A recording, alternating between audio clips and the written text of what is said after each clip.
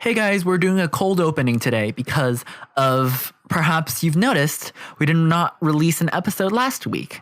And that was because of the intensive nature of editing this podcast and coming up with interesting ideas has left us a bit unprepared for what we need to do when school started again. So once school did start, we were a bit overwhelmed. So therefore, we're changing our podcasting policy to be uploading every other week with a bit of a shorter special in between.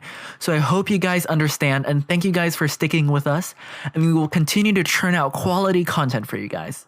But let's go on to the intro.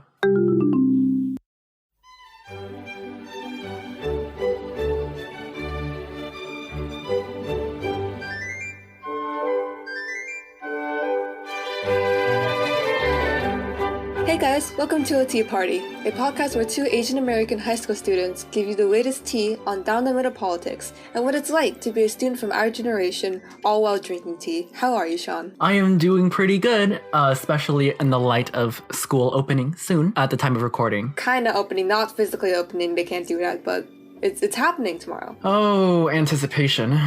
Yep, it's uncharted territory. I've been making boba tea, and that's actually what I'm drinking right now. It's not technically boba tea because there's no boba in it, but it's mango milk tea. And recently my family bought some milk tea powder on Amazon. We have mango flavor, taro flavor, and coffee flavor. I couldn't imagine storing all of that in my fridge. Anyway. What are you drinking right now, Sean? I am so excited because I have come this week to present to you guys another brand new flavor of tea that we have not presented anywhere else. Oh, here we go. Okay, so it's by the same company. It's by TWG. And their trademark, actually, now that I'm reading it, is the finest teas of the world. And this particular flavor is called cream caramel tea. Now, what impression does that give you? Something very sweet, probably. Something that I would like. Something that I would drink. But it sounds very sweet. Yep, it's actually completely dairy-free and sugar-free. What?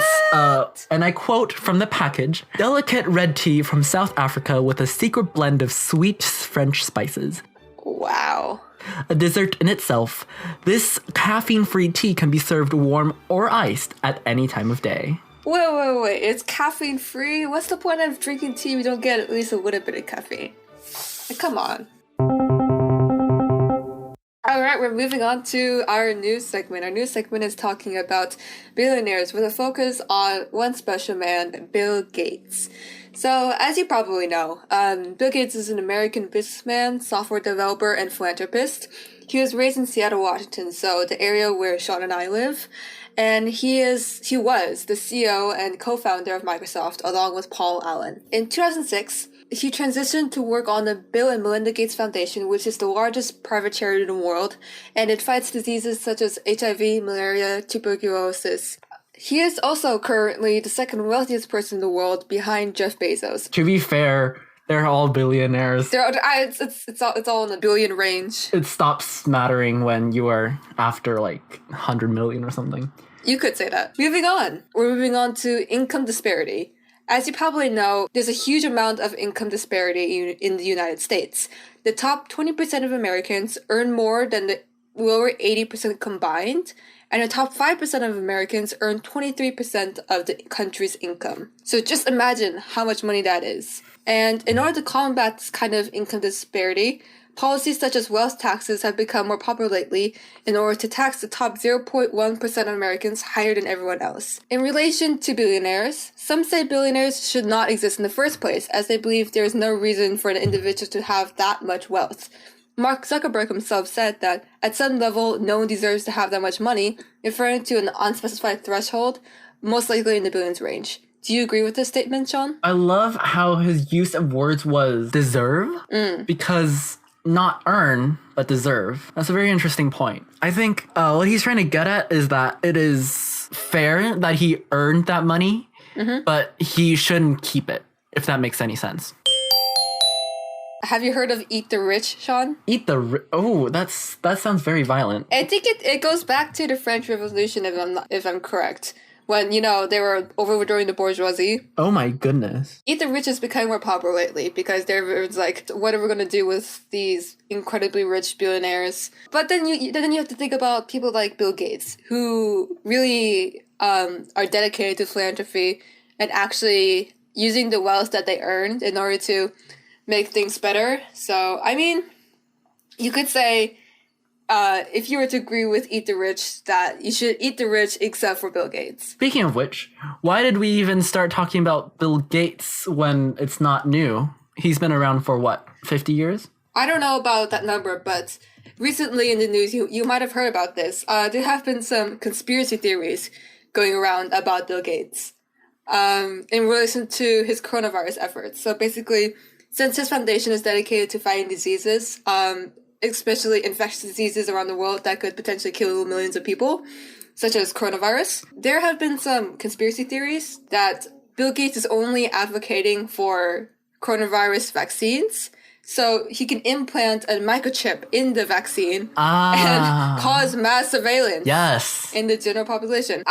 Do you think that's even possible? You know what? I think it's going to happen. I think it's 100% going to be the future. I mean, who wouldn't want to be controlled by Bill Gates? Okay, that's enough about Bill Gates, billionaires, and philanthropy. We're moving on to our random shenanigan thoughts. Random segment. I am very adamant about this. Okay. It has to be called random And I will keep bleeping you out while we do it. So, a random shenanigan thoughts of the week. Oh my god, okay. I've recently watched a Q&A video on YouTube in which they answer this question.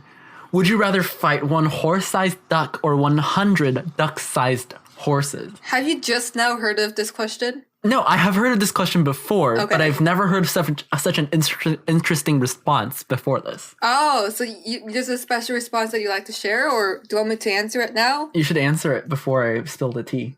Well, the obvious answer is one horse-sized duck, and the reason why, I don't think you realize the sheer vastness of 100 duck-sized horses. If you combine the mass of all 100 duck-sized horses together, I guarantee you that is above the mass of a single horse-sized duck. Okay? If you have one horse-sized duck, you can focus on that horse-sized duck and you can figure out how to beat it. Okay, well, your answer is correct, but your reasoning is completely bogus. Wow, thank you, Sean. And here's why. Because the only reason that can be correct in answering this question is that in physics, a duck's legs cannot support a duck's body when he is at a horse size. So therefore, you will be fighting a stationary rock that only squawks. Oh my god. Like the sheer weight of a horse-sized duck. Horse-sized duck is going to overwhelm its tiny little leg. Yes. Oh. Hello guys, Future Sean here, editing the podcast. So as you noticed, this episode is particularly short due to one technical difficulty. My computer decided not to record my voice after about halfway through the podcast, which means that the rest of the podcast is just Eunice speaking into her microphone without my voice. So unfortunately, we do not have any more material to present to you or to edit after this part. So we will have to skip straight to the outro. What you're missing on is just our life as a student and how not going to school means not playing music, means not playing Eunice's most coveted score, which is How to Train Your Dragon. So I'm really sorry for you, Eunice. We also talked about how seniors and juniors aren't going to be able to do their standardized testing. And we are going to skip our phrase of the week. Eunice's phrase of the week was eat the rich except for Bill Gates. And mine, which we unfortunately cannot get to, is thinly sliced trees. But without further ado, let's skip to the outro. Okay. Let's go. I'm going to try to do this all in one breath. This episode was edited by Sean, produced by Eunice and Sean. The graphic design work for this week is done by Eunice, and it's hosted on Anchor. The music you're hearing right now at the beginning of the podcast is Mozart, composed by Mozart for his magical opera, The Magic Flute. You can email us at teapartypodcast@gmail.com, and You can follow our social media at atpartypodcast at gmail. No, at atpartypodcast. You were close. And like on the screen, Okay. always say, don't forget to be awesome.